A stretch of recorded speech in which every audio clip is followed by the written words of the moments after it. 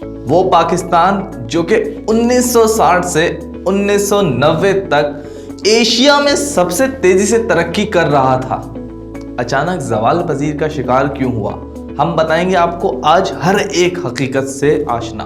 मैं हूं मोहम्मद आमिर जमील, आप देख रहे हैं रेड वॉच।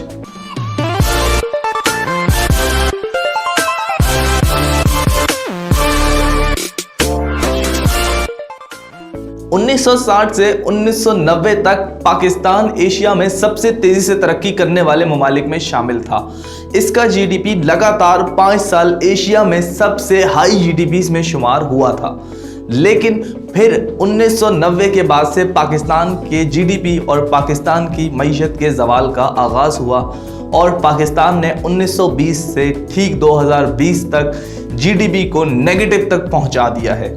इस वक्त पाकिस्तान का जीडीपी माली साल 2019-20 के मुताबिक पाकिस्तान की तारीख के लोएस्ट तरीन जीडीपी के अंदर मौजूद है, यानी कम तरीन सतह पर मौजूद है।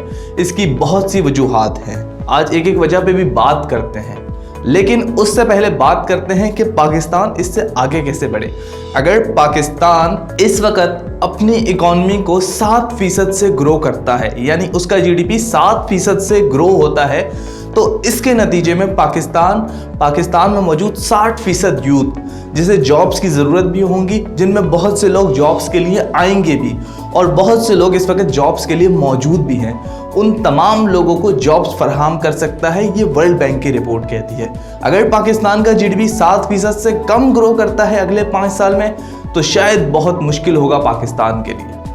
इसी तरह से अगर पाकिस्तान की वर्क फोर्स की बात की जाए तो वो हर साल तकरीबन 4.45% से बढ़ रही है और तकरीबन इस वक्त बुलंद तरीन सतह पर मौजूद है।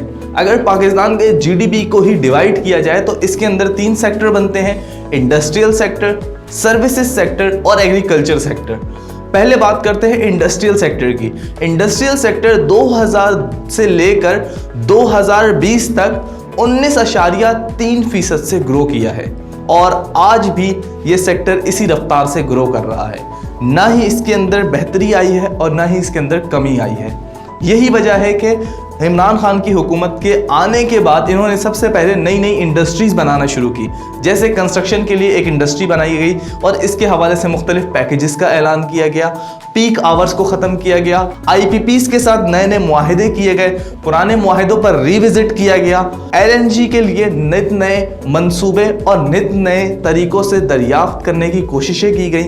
इसी तरह से पाकिस्तान में गैस को मुख्तलिफ ज़राए से हासिल करने की कोशिश की गई। अब बात करते हैं सर्विसेज सेक्टर की। सर्विसेज सेक्टर 2000 से लेकर 2020 तक 53.6 से लेकर सिर्फ 9 ग्रो करके 61.4% पे पहुंचा।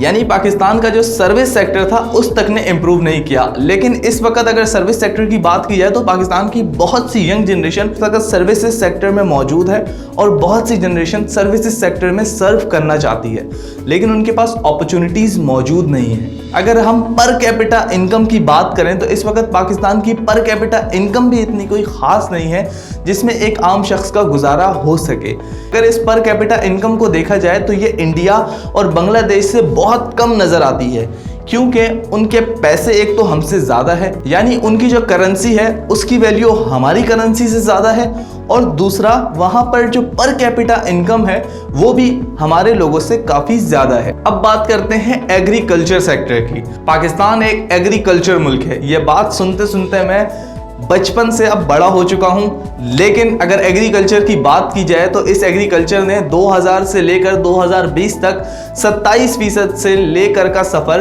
19.7% पर पहुंचा है। यानी इस सेक्टर को भी रिवर्स गियर लगा और जिसके नतीजे में पाकिस्तान में हमें गंदम, चीनी और इस जैसे बहुत से क्राइसिस नज़र आते हैं। एक चीज़ पाकिस्तान में बहुत तेज़ी से बढ़ी है और वो है इनफॉर्मल इकॉनमी। यानी अब लोगों के पास रजिस्ट्रेशन वगैरह नहीं करवाते, लोग कितने टैक्स देते हैं कितना टैक्स नहीं देते इस बात का हुकूमत को पता नहीं होता। इस तरह से हुकूमत के पास बहुत सी इंफॉर्मेशन नहीं होती। मसलन अगर आप एक कच्ची आबादी में घर की 120 स्क्वायर यार्ड का घर लेते हैं और उसे बहुत तेज़ी से डेवलप करके बहुत अच्छा घर बना दें, तो शायद ही आपको गवर्नमेंट की तरफ से कोई नोटिस आए कि आपने एक हाई राइज बिल्डिंग बना दी है 4 स्टोरी 5 स्टोरी की, जो कि 120 स्क्वायर यार्ड पे नहीं बननी चाहिए। या उस जगह पे सॉइल टेस्ट हुआ है या नहीं हुआ है। इसी वजह से बहुत सी इंफॉर्मेशन हुकूमत के पास नहीं है। इस वक्त मार्केट्स के अंदर कितनी गारमेंट्स की शॉप है, हुकूमत के पास इस तक की नॉलेज नहीं है। इसी तरह से अगर शनाख्ती कार्ड बनवाने की बात की जाए तो CNIC लोगों के पास नहीं है। मतलब यह है कि हुकूमत के पास इस वक्त पाकिस्तान के तमाम लोगों का मुकम्मल डेटा मौजूद नहीं है। इंडस्ट्रियल सेक्टर की बात करें तो इंडस्ट्रियल सेक्टर ने 2006 से लेकर 2016 तक 466 किलोवाट एनर्जी इस्तेमाल की, यानी तकरीबन ये जो एनर्जी पहले इस्तेमाल हो रही थी इससे 1 नंबर या 2 नंबर आगे पीछे होगा और उस नंबर से एनर्जी हासिल की। जबकि दुनिया ने 2732 किलोवाट एनर्जी इस्तेमाल की और उनकी इंडस्ट्री हमारी इंडस्ट्री से काफ़ी तेज़ी से ग्रो की। अगर पाकिस्तान में नित नई इंडस्ट्रीज़ नहीं बनेंगी और पाकिस्तान बहुत सी इंडस्ट्रीज़ को एक्सेप्ट नहीं करेगा तो इसके नतीजे में हमारे यहाँ पर वही हाल रहेगा जो इस वक्त भूटान का है। हम बांग्लादेश से भी पीछे हो चुके हैं। मज़ीद खबरों और अपडेट्स के लिए देखते रहिए रेड वॉच।